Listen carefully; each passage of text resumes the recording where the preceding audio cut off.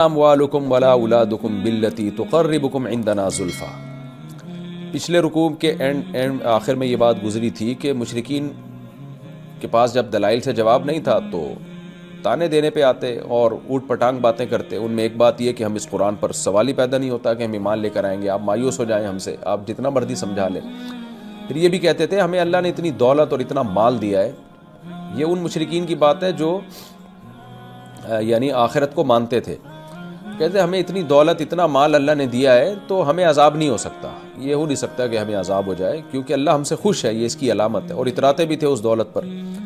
تو اس کا اللہ نے کیا جواب دیا تھا پچھلے رکوع کے آخر میں کہ بھائی اللہ جس کو چاہتا ہے روزی دے دیتا ہے، یہ تو اللہ کا نظام ہے، اس کا تمہارے محبوب ہونے سے یا تمہارے جو ہے وہ قابل ہونے سے اس کا تعلق نہیں ہے، یہ تو اللہ کی دین ہے۔ تو اسی رکوع کے شروع میں بھی اللہ نے فرمایا کہ تم اس خوش فہمی میں اگر ہو نا کہ تمہارے مال اور اولاد کی وجہ سے اللہ کو بھی تم سے محبت ہو جائے گی، یا اللہ کو تم سے محبت تھی اس وجہ سے اللہ نے تمہیں زیادہ اولاد اور دولت دی ہے، تو یہ خوش فہمی ہے۔ کیوں؟ وما اموالکم، نہیں ہے تمہارے اموال، ولا اولادکم، اور نہ تمہاری اولاد، باللتی، اس قابل ہے، ایسی ہے کہ تقربکم عندنا زلفا، کہ وہ تمہیں ہمارا قرب عطا کر دے، قرب کے اعتبار سے، یعنی قرب کے درجات کے اعتبار سے تمہیں مزید ہمارا قرب عطا کر دے اور تمہارا درجہ بلند ہو جائے۔ تو ایسا نہیں ہے، الا من آمنا، ہاں قرب اس شخص کو ملے گا جو ایمان لائے، وعمل صالحا، اور نیک اعمال کرے۔ تو اصل میں قرب کا مدار دولت اور اولاد پر نہیں ہے بلکہ نیک عمل پر ہے۔ یہاں ہو سکتا ہے کسی کو اشکال ہو کہ حدیث میں تو بڑی ترغیب ہے کہ اولاد کی کثرت کرو، تو ظاہر ہے جب اولاد کی کثرت ہوگی تو انسان اللہ کا زیادہ محبوب بنے گا۔ تو خوب سمجھ لیں، اولاد کی کثرت ایک تو اس بیس پر ہوتی ہے کہ آپ اللہ کے حکم کو فالو کرتے ہیں، تو اس بیس پر تو کثرت سے اولاد اگر آپ کے ہے تو یہ تو اللہ کے حکم کو آپ نے پورا کیا ہے، کیونکہ نسل روکنے کو شریعت نے پسند نہیں کیا۔ تزوج الودود الولود، ایسی عورت سے نکاح کرو جو تمہیں کثرت سے اولاد دے۔ تو اگر اس اولاد کی کثرت کی بیس اچھی ہے، نیت اچھی ہے آپ کی کہ توحید پرست دنیا میں زیادہ ہوں اور اللہ تعالیٰ خوش ہوتا ہے کہ اہل اسلام کی اولاد بڑھے، تو اس بیس پر اگر ہے پھر تو اس پر آپ کو اجر بھی ملے گا، اور یہ اولاد قیامت کے دن آپ کی شفاعت کا ذریعہ بھی بنے گی اور صدقہ جاریہ بھی بنے گی۔ لیکن اگر یہ بیس نہیں ہے، بلکہ بیس وہ ہے جو غیر مسلموں کی بیس تھی، وہ بیس یہ تھی کہ بھئی یہ اولاد جو ہے دنیا میں ہمارے کام آئے گی، جنگوں میں لڑے گی، اور اس سے ان کو کوئی غرض نہیں تھی کہ یہ اللہ کی اطاعت کرے، فرما بردار بنے یا نہ بنے، بھلے بت پرست بنے، مشرک بنے، اس سے کوئی غرض نہیں تھی۔ تو اس کا مطلب یہ ہوا کہ اولاد برائے اولاد پھر کوئی نعمت نہیں ہے، بلکہ ہو سکتا ہے وہ تو عذاب کا ذریعہ بن جائے۔ بالکل اس کی مثال ایسے جیسے قرآن نے یہاں کہا نا تمہارے اموال بھی اس قابل نہیں ہے جو تمہیں ہمارا قرب عطا کر دیں، لیکن دوسری طرف حدیثوں میں آتا ہے کہ جو اس نیت سے تجارت کرتا ہے کہ لوگوں کے سامنے بھیک نہ مانگے، تو قیامت کے دن وہ تو پیغمبروں کے ساتھ ہوگا۔ تو اس سے بھی یہ پتہ چلتا ہے کہ مال برائے مال کوئی نعمت کی چیز نہیں ہے۔ ہاں وہ مال جس میں آپ یہ چاہتے ہو کہ بھیک سے بچو اور رشتہ داروں پہ خرچ کرو اور اللہ کی نعمتوں سے لطف اندوز ہو تاکہ آپ کو اللہ کی نعمتوں کا شکر ادا کرنے کا موقع ملے، آپ دل جمعی کے ساتھ عبادت کر سکو، آپ اپنے ملک اور قوم کو ترقی دے سکو، یہ جذبہ اگر اچھا ہوگا تو پھر تو مال واقعی اللہ کی بہت بڑی نعمت ہے۔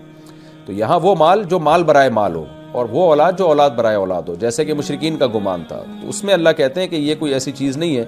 کہ تمہیں ہمارا قرب دے دے، یہ تو اللہ نافرمانوں کو، قارون فرعون کو بھی اللہ نے بہت کچھ دی تھی یہ چیزیں۔ الا من آمن وعمل صالحا، تو اصل یہ کہ ایمان لائے اور نیک اعمال کرے۔ تو نیک اعمال کی بیس پہ اگر کوئی پیسہ زیادہ کما لیتا ہے اور نیک عمل کی بنیاد پہ اگر کوئی اولاد کی کثرت کا متلاشی ہے تو پھر اس پہ بہرحال اجر ملے گا، کیونکہ اصل چیز نیک عمل ہے اور آپ کی نیت ہے۔ فاولئک لہم جزاء الضعف، تو جو نیک عمل کریں گے اور ایمان لائیں گے ان کے لیے پھر تھوڑا بدلہ نہیں بلکہ بہت زیادہ بدلہ ہے، یعنی ایک کی کم از کم 10 گنا تو اللہ دے گا زیادہ، ایک نیکی کا 10 گنا۔ وَهُمْ فِي الْغُرُفَاتِ آمِنُونَ، اور وہ جنت کے بالا خانوں میں امن سے ہوں گے۔ وَالَّذِينَ يَسْعَوْنَ فِي آيَاتِنَا مُعَاجِزِينَ، اور اس کے برعکس وہ لوگ جو ہماری آیات کو غلط قرار دینے کی کوشش میں لگے رہتے ہیں، کوشش کرتے ہیں ہمیں ہرانے کے لیے، ان کا مذاق اڑاتے ہیں، کبھی کہتے ہیں جادو ہے، کبھی کیا کہتے ہیں، کبھی کیا کہتے ہیں۔ جیسے میں نے ترجمہ کرتے ہوئے مثال دی تھی نا کہ کجی تلاش کرتے ہیں، اس میں ہمیشہ نیگیٹو چیز کی طرف جاتے ہیں، تو الٹے سیدھے اعتراضات کرتے ہیں تاکہ لوگ اسلام سے اور قرآن سے متاثر ہونا چھوڑ دیں۔ تو اللہ فرماتے ہیں اولئک فی العذاب محضرون، یہ لوگ عذاب میں حاضر کیے جائیں گے۔ پھر اللہ نے اسی مضمون کا دوبارہ تکرار کیا کہ تم جو بار بار اتراتے ہو اپنی دولت پہ کہ دولت ہے اصل ہے اور دولت جو ہے پیسہ ہونا چاہیے، کیونکہ مسلمانوں کی میں نے بتایا اکثریت غربت میں تھی.